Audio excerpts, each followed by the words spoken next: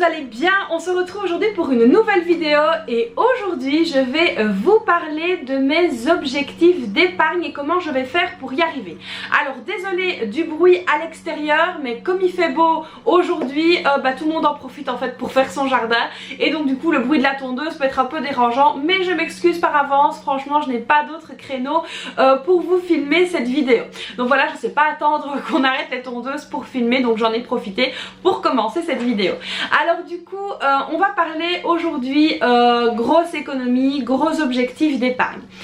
Alors comme vous le savez, avec mon mari on a repris nos finances en main qu'on avait carrément laissées à l'abandon et donc du coup on s'est reposé, on a fait l'état des lieux de nos finances, etc.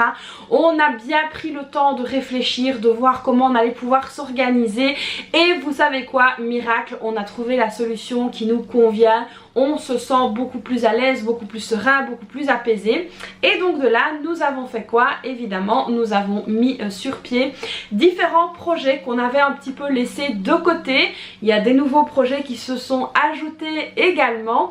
Et donc du coup, pour faire ces projets-là, pour pouvoir toucher du doigt nos rêves et nos objectifs, on est obligé évidemment de faire des grosses économies. Alors évidemment, on compte bien y arriver. Mais voilà, pour arriver à ces objectifs d'épargne, pour atteindre ces objectifs, il y a évidemment certaines choses à mettre en place pour pouvoir y arriver. Alors si comme nous vous avez des objectifs d'épargne et que vous ne savez pas comment faire, je vais vous donner ici quelques astuces que moi je mets en place et que vous devriez peut-être essayer aussi pour essayer d'atteindre le plus rapidement possible vos objectifs. La première chose, ça va donc être la discipline. Alors c'est vrai que moi j'ai tendance à partir un petit peu à la one again quand j'ai des sous tout simplement. Et du coup ici j'essaye vraiment de garder en tête mes objectifs, de faire tout en fonction de mes objectifs pour ne pas justement m'éparpiller et ne pas m'égarer au niveau de mes dépenses, au niveau de mes rentrées, etc. Donc la discipline c'est vraiment quelque chose d'hyper important. Alors ici au niveau de la discipline, mon mari et moi on a décidé maintenant de suivre nos dépenses ensemble, parce qu'avant j'étais toute seule à le faire, mais là on le fait maintenant ensemble, on remplit le budget pour tous ensemble et donc ça nous fait vraiment un bien fou parce qu'on peut voir justement où partent nos finances, où part tout simplement notre argent. Donc si même on utilise la carte pour quelque chose, on vient directement, mais vraiment directement, le noter dans le budget pour tous et ça fait partie de la discipline à mettre en place. Si c'est pas moi qui le fais, c'est mon mari qui le fait et on va vraiment, on regarde en fait. Maintenant on a décidé que le budget pour tous allait rester sur la table haute de la cuisine. Alors personnellement je m'en fous que ça fait déranger et que c'est pas une maison instagrammable, je m'en fiche. L'important c'est que j'ai vraiment mes outils à portée de main pour pouvoir justement garder mes objectifs en tête et être focus sur ce que je dois faire. Donc voilà, la première chose à retenir c'est la discipline. Il faut vraiment que vous soyez discipliné pour pouvoir atteindre vos objectifs. La deuxième chose que je peux vous conseiller, qu'est-ce que c'est? Ce sont les revenus supplémentaires. Alors qu'est-ce que j'appelle revenus supplémentaires?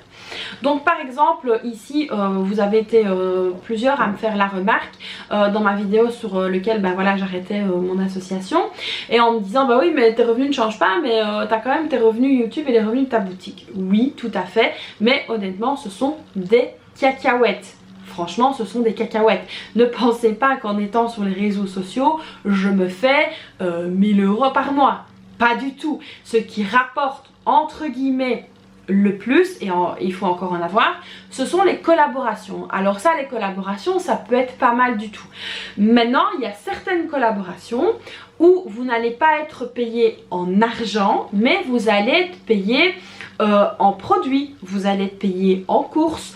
Voilà, notamment moi quand j'ai fait l'émission Mission Pouvoir d'achat, j'ai été payée en courses, je n'ai pas été payée en argent. Et donc du coup ça peut paraître peut-être bête, mais j'ai préféré parce que du coup mon budget course, je pouvais directement le mettre en épargne et ça m'a fait une belle épargne directement. Donc voilà un petit peu au niveau de YouTube, les réseaux sociaux, etc. Comment ça se passe. Donc ne pensez pas évidemment, alors maintenant je vous le souhaite qu'on gagne des 1000 et des cents, mais ça peut être un petit revenu supplémentaire ou des petits avantages supplémentaires qui peuvent pallier à certains revenus. Voilà, par exemple si je fais une collaboration pour des produits de beauté, bah oui, je vais avoir les produits de beauté, c'est des produits que je ne devrais pas acheter, donc du coup oui, ça peut être intéressant à ce niveau là.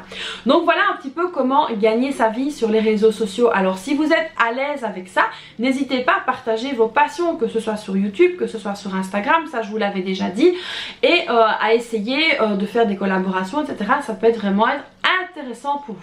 Alors ensuite, comme revenu que j'appelle moi supplémentaire, il y a par exemple Marketplace. Alors là, j'ai quand même vendu assez bien de choses sur Marketplace, donc on ne se fait pas riche non plus avec Marketplace, mais si vous avez des petites choses chez vous que vous n'utilisez plus, que vous n'utilisez pas, qui sont là, qui dorment dans un coin, n'hésitez pas à les mettre en vente tout simplement sur Marketplace et vous allez voir que vous arrivez à vous débarrasser de choses qui sont là et qui dorment chez vous et au final ça vous fait des petits revenus supplémentaires. Alors c'est comme Vinted, alors là aussi s'il y a des vêtements que vous ne mettez plus, pourquoi les entasser ou aller les mettre dans les déchets à vêtements, etc. Vendez-les simplement sur Vinted. Il vaut mieux avoir 1 € sur votre portefeuille Vinted que de mettre 1 € dans la poubelle. Donc ça après c'est mon avis, moi j'essaye en tout cas de mettre mes choses à vendre sur Vinted. Donc là j'ai élagué énormément, mais ici j'ai d'autres vêtements à remettre que je remettrai très bientôt, donc n'hésitez pas à me suivre sur mon Vinted, je vais vous le remettre juste ici. Alors ensuite il y a tout ce qui est impôts, etc. Si vous retouchez par exemple des impôts, moi j'appelle ça que ça peut être un revenu supplémentaire parce que ici nous on n'y touche pas, on les met directement sur le compte épargne et ça peut vraiment faire la différence si vous avez des gros objectifs d'épargne. Pareil pour tout ce qui est primes de travail, etc. Si par exemple vous êtes infirmière, que vous avez des primes de nuit, si vous travaillez peut-être dans la sécurité, là aussi vous avez peut-être des primes de week-end, de nuit ou autre, n'hésitez pas à mettre ces primes supplémentaires directement sur votre compte épargne, ça peut faire la différence.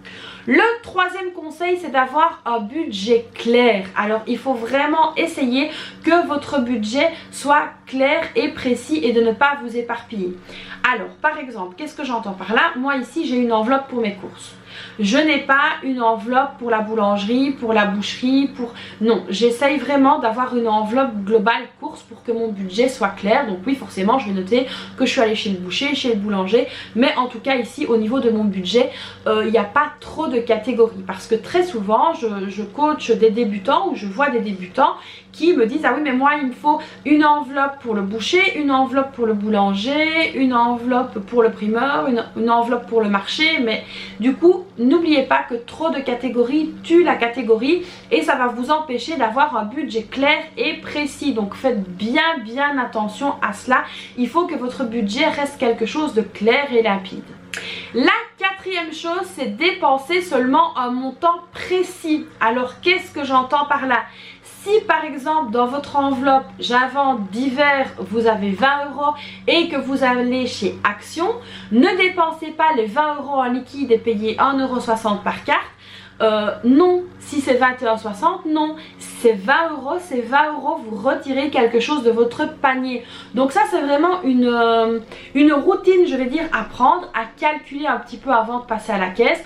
Moi personnellement je fais toujours mes courses avec ma calculatrice. Alors quoi que je fasse, si je vais chez Action, si je vais, je ne sais pas moi, faire les boutiques, ce qui m'arrive très rarement, mais si je vais acheter quelque chose, même parfois quand je fais mes courses, j'ai la calculatrice avec moi. Alors chez Carrefour c'est très simple parce qu'il y a le scan, mais si vous allez par exemple chez Lidl, chez Aldi ou ailleurs, et moi je fais les courses à points. Donc les courses à points, qu'est-ce que c'est? On va donc venir cocher, donc ici j'avais préparé des trackers de 1 jusqu'à 100. Si vous avez un budget donc de 20 €, vous allez aller jusqu'à la case 20. Si vous dépensez par exemple en dessous d'1 €, vous cochez une case. Si c'est 1,19 €, vous allez cocher 2 cases et ainsi de suite. Et quand vous allez donc arriver à la caisse, vous verrez que vous n'avez pas atteint votre objectif évidemment, enfin votre montant précis, et donc ça c'est toujours très agréable. Alors pour les courses à points, je vais vous remettre la vidéo dans le petit juste ici, c'est vraiment une technique mais de chez Technique. Alors moi c'est une technique que j'utilise depuis des années et qui fonctionne vraiment très très bien. Alors également une petite astuce que je peux vous donner, c'est quoi? C'est de ne rien dépenser la semaine mais de dépenser plutôt fin de semaine. Comme ça vous savez que la semaine vous ne dépensez rien, que vous faites vos dépenses le week-end par exemple, ou essayez de vous dire ah bah tiens, le lundi, le mercredi, le vendredi je ne peux rien dépenser, c'est seulement les autres jours. Ceci est un exemple parmi tant d'autres, mais si ça peut vous motiver à ne pas dépenser, essayez de le faire. La cinquième chose, ça va être de se fixer des objectifs réalistes. Alors ne vous dites pas je touche peut-être 900 € par mois et j'espère avoir économisé 20 000 € dans 3 mois. Ça c'est pas réaliste. Il faut vraiment essayer d'avoir des objectifs qui collent à votre budget. Alors qu'est-ce que j'entends par là? Il faut vraiment essayer que vos objectifs puissent être tout à fait réalisables, pas des choses qui ne le sont pas. Donc nous ici on a une liste d'objectifs à atteindre et ça c'est vraiment quelque chose d'hyper important. Donc ici moi les objectifs que j'ai, je vais pas vous en parler maintenant, je vous en parlerai au fur et à mesure. Évidemment la très très belle phrase que j'ai postée pour vous, ce sera avant-hier je pense, sur Instagram, donc vaut de l'or. Alors qu'est-ce que c'était que cette belle phrase? C'est qu'il faut faire donc ces projets en silence et que la réussite se chargera du bruit. Donc là j'ai décidé de me taire sur mes projets futurs et lorsqu'ils seront réalisés, je vous les partagerai. Donc voilà ici pour mes objectifs et pour justement se fixer des objectifs, je vais y arriver, réalisables. La sixième chose, et ça c'est la chose la plus dure, c'est renoncer à certaines dépenses. Alors qu'est-ce que j'entends par là? Ici je suis donc en train de faire un gros tri de ma maison. Donc vous avez vu au niveau du garage on essaye vraiment de faire des tris. Donc là il y a une petite chose qui va arriver très très vite et c'est pour ça aussi que le tri dans le garage était très important. Je vous en parlerai au moment venu. Et donc ici voilà, j'essaye de trier mes armoires etc. Du coup bah, je me suis lancée dans un grand tri de toute la maison et comme ça bah, du coup ça en découle sur le point numéro 2, à savoir les revenus supplémentaires, donc Marketplace, Vinted etc. Ce qui m'aide beaucoup. Et la chose la plus importante c'est que je ne rachète pas. Donc si évidemment, par exemple aujourd'hui, pour vous donner la petite info, je me suis débarrassée d'une lanterne qui m'avait été offerte il y a quelques années et que je ne pouvais plus voir ni en peinture ni en nature. Et je me suis dit quoi? Je me suis dit Christelle, si tu te sépares de la lanterne, tu n'en rachètes pas. Il n'y a pas de discussion. Et donc du coup je me suis séparée de cette lanterne et je ne rachèterai pas, il en est hors de question. Donc voilà, ça c'est une dépense évidemment que je ne referai pas. Alors par exemple quand je vais faire un petit tour chez Ikea ou quelque chose comme ça, j'aime bien changer de service de vaisselle. Je prends toujours les cartons là qu'on vend chez Ikea et j'adore changer de service. Mais là c'est vrai que mon service commence tout doucement à être vieux, à être un petit peu cassé, à être un petit peu ébréché, il manque certaines pièces. Mais là aussi je me suis dit avant qu'il ne reste plus qu'une seule assiette, je ne racheterai rien non plus. Ça ne sert à rien d'accumuler pour le plaisir. Et puis au final c'est de l'argent jeté par les fenêtres pour rien. Donc là vraiment je suis focus sur mes objectifs. Pareil chez Action par exemple, et je suis amenée à aller de temps en temps chez Action pour certaines petites choses que je prends là-bas, comme par exemple le produit Peel Stuff et des trucs comme ça que j'adore. Mais voilà, quand je vais chez Action, je sais que je rentre pour ça et je sors avec ça. C'est vraiment très important pour moi. Donc voilà, au niveau de renoncer à certaines dépenses, voilà un petit peu ce que je fais. Par exemple aussi j'aimais bien les magazines etc, surtout quand j'allais à l'hôpital et là je me disais toujours bah voilà, je prends mon petit magazine, comme ça je feuillette mon magazine en attendant le médecin. Et là bah maintenant ça c'est une dépense que je ne ferai plus. Pourquoi? Parce que tout simplement je peux très bien regarder ce qui se passe sur mon téléphone plutôt que d'acheter un magazine, donc ça c'est très très important.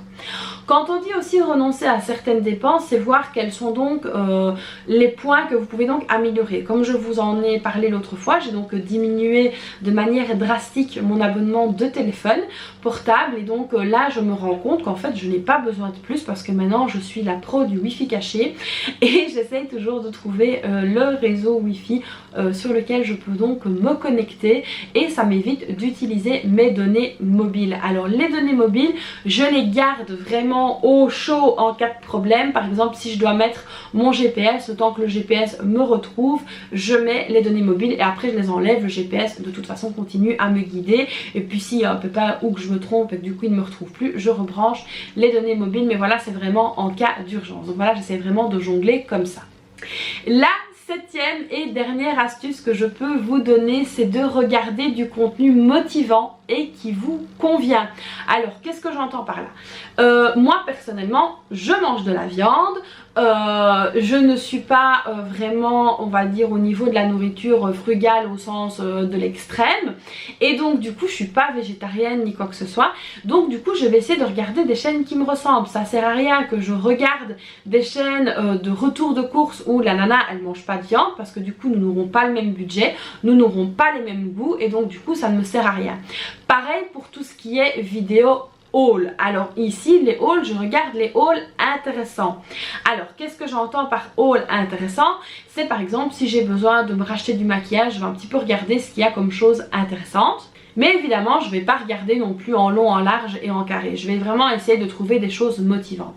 Alors moi je suis quelqu'un de très faible, à savoir que si je regarde un haul action, je vais directement avoir envie d'acheter quelque chose. Donc pareil, tous ces hauls là, action, Jiffy, Kiabi ou je sais pas quoi, je ne regarde pas parce que je sais que je suis faible et que je serais tentée de l'acheter.